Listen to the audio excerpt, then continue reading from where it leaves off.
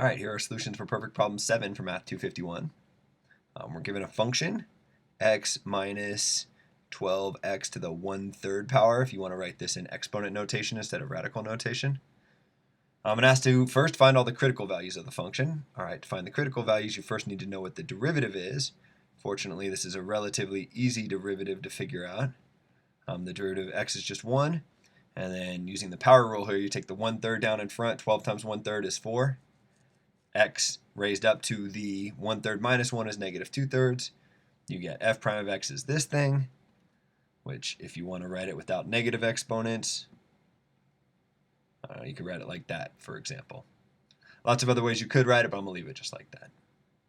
So part A asks me to find the critical values.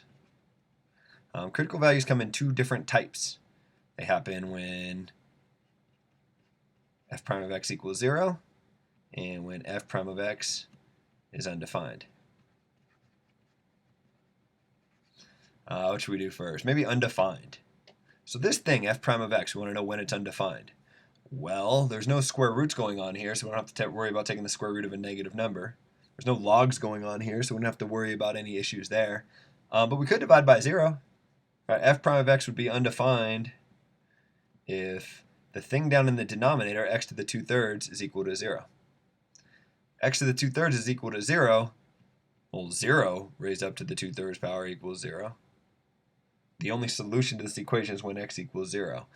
Raise both sides of the equation to the 3/2 power if you want. Get x equals 0. F prime of x is undefined if x equals 0, because if x equals 0, 0 to the 2/3 power is 0, and so I end up dividing by 0 here, which gives me something undefined. Here's my first critical value. I also can get critical values when the derivative equals 0. Well, my derivative is 1 minus 4 over x to the 2/3 power. I want to know when that equals 0. A few different ways to solve this equation. One way would be to add 4 over x to the 2/3 power to both sides of the equation. Then multiply x to the 2/3 power over to this side of the equation. Solve this equation. How do you do that? I don't know. You could cube both sides of the equation, raise both sides of the equation to the 3rd power. That would give you x squared equals 4 to the 3rd power, which is 64. And then if you take the square root of both sides of the equation, you get x equals plus or minus 8. What I'm saying is you get 3 critical values. Here's 2 of them. Here's the 3rd one. Part B. Part B says classify those using the first derivative test. All right, the way you use the first derivative test is you kind of draw a number line. So this is part B here. And you think about all the different spots where the first derivative could change sign. And that's anywhere where the function is undefined, or I guess where the function's not continuous, or anywhere where the derivative, it's at our critical values. How about we put it that way? So I got at x equals 0 here, negative 8, and positive 8 are the 3 spots where my first derivative could change sign. So that kind of divides the number line up into these 4 different regions. 1, 2, 3, 4. If I wanted to test all the values, I'd have to figure out the sign of the first derivative in each of these regions.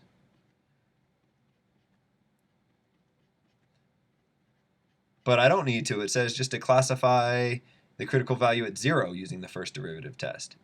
So let's test region 1,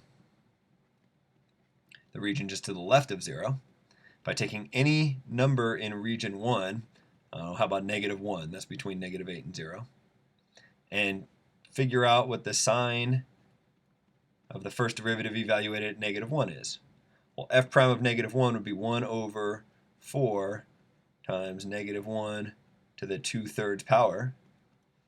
But the 2 in that 2/3 means I'm squaring this negative 1. So negative 1 squared gives me positive 1. The cubed root of positive 1 is positive 1. I get 1 minus 4, which is equal to negative 3. I don't really care that it's negative 3. All I care about is that it's negative, that the derivatives in here are negative. Let's do that again. Oh, that wasn't region 1. Sorry, that was region 2. The region just to the left of 0. Let's check the region just to the right of 0. I guess that would be region 3. Pick any number between 0 and 8. How about positive 1? F prime of positive 1, using the exact same logic, 1 over 4 times 1 to the 2/3 power. It's just 1 minus 4, which is negative 3. It's still negative.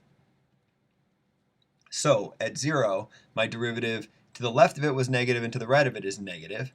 So my function is decreasing, and then the derivative is undefined at 0, so something weird's going on, and then it's decreasing some more. That means it's neither a local minimum nor a local maximum. So x equals 0 is neither.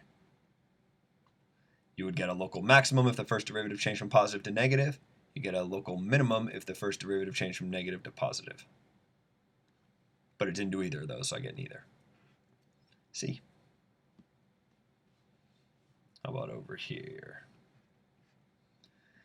C says classify the remaining critical values, so the one at 8 and at negative 8, using the second derivative test. To use the second derivative test, I better figure out the second derivative. To figure out the second derivative, all I have to note is that the first derivative is this thing, and the derivative of that thing, well, let's see, the derivative of 1 is just 0. Take the negative 2/3, bring it down in front. Negative 4 times negative 2/3 is positive 8/3 x to the negative 5/3 power. And what I got to do is I got to figure out, is f double prime of 8 a negative number, a positive number, or neither? Well, negative 5/3. Well, it turns out it's a positive number. What positive number? Kind of a nasty positive number, but it doesn't matter what number it is. It's really hard to read. Try that again. 8 to the negative 5/3 power means 1 over 8 to the 5/3 power. 1 over a positive number raised up to the 5/3 power is just a positive number. Positive times a positive is just a positive. This is greater than 0. So 8 is a local minimum.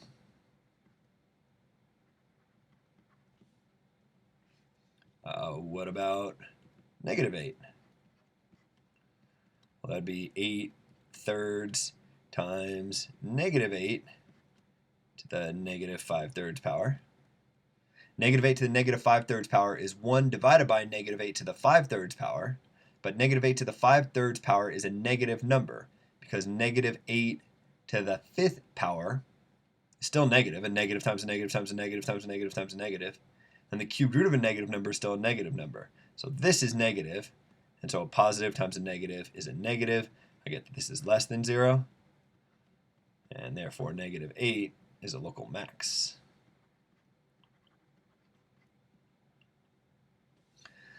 All right, finally, determine the intervals on which f is increasing, decreasing, concave up, and concave down. Well, I can get a lot of that from stuff I've already done.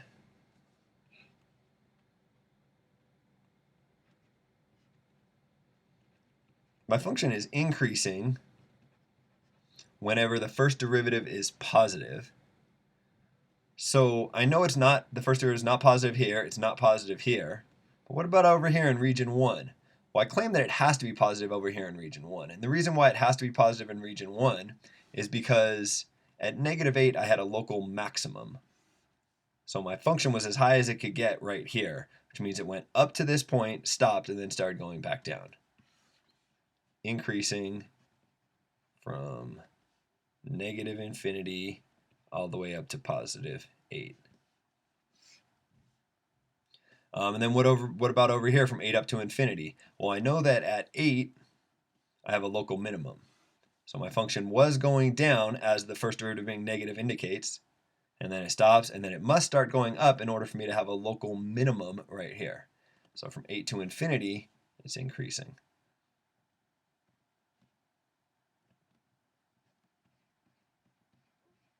All right, this is negative infinity to negative 8, and then 8 to infinity. Decreasing.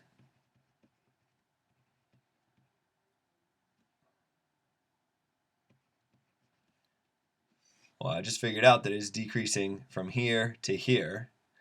It's undefined here, so I guess I should say it's decreasing from negative 8 up to 0, and then again from 0 up to 8. What about concave up? Well, it's concave up anytime the first derivative is positive. sorry, it's concave up anytime the second derivative is positive. Here's my second derivative right here. There's only one spot where this thing equals 0 or is undefined, and it's when x equals 0. When x equals 0, I have 8/3 times 1 over x to the 5/3 power. And if x equals 0, I'd end up dividing by 0. The only place where this is either 0 or undefined is when x equals 0. So what that means is that on one side of 0, the only places it could be concave up is on one side of 0 or the other side of 0 or both. But I just figured out that at 8, my second derivative is a positive number. So if it's positive at 8, that means it must be positive everywhere from 0 to 8. So it's concave up everywhere from 0 up to 8. What about concave down? Well, is concave down... Oops, sorry, I did that wrong. Not 0 up to 8, 0 to infinity. Everything to the right of 0. The only place it can change is at 0. So from 0 to infinity, it's concave up. What about from negative infinity to 0? What about on the other side? Well, I know at negative 8, the second derivative is less than 0. So I know it's concave down at negative 8. And if it's concave down at negative 8, it's got to be concave down everywhere from negative infinity up to 0, because the only place the concavity can switch is at 0. Increasing, decreasing, concave up, concave down. All right, finally, graph the function and then label all your answers.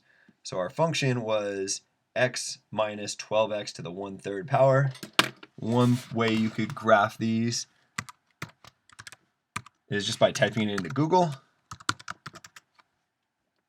And we'll come up with the graph. There it is. Kind of a cool looking graph. So let's see, it looks like we have x-intercepts at a little bit less than negative 40 and a little bit more than 40. And then it follows this shape. Gets as low as, I don't know, whatever that is, negative 16 or so. So let's see if I can draw that.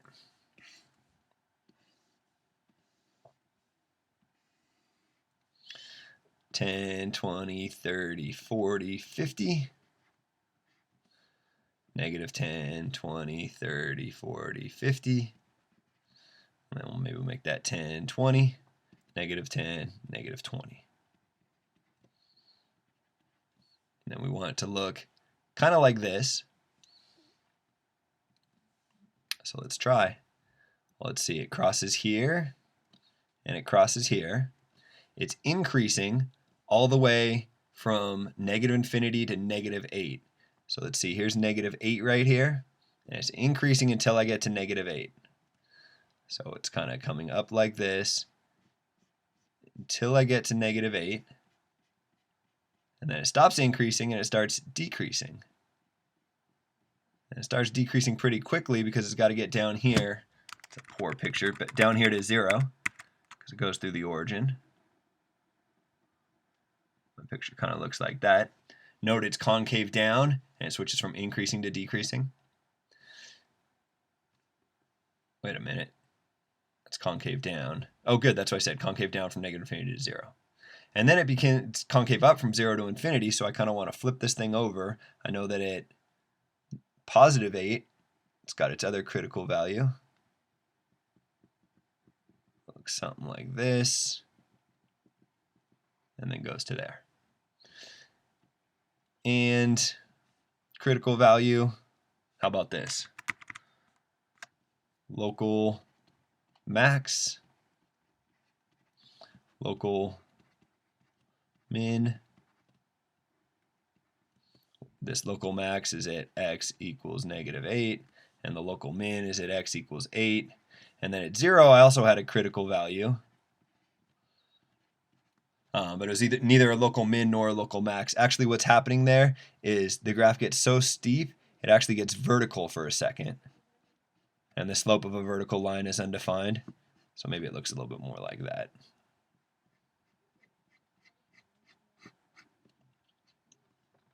And then a couple more things to note is that it's concave down all the way from here up to here, and that it's concave up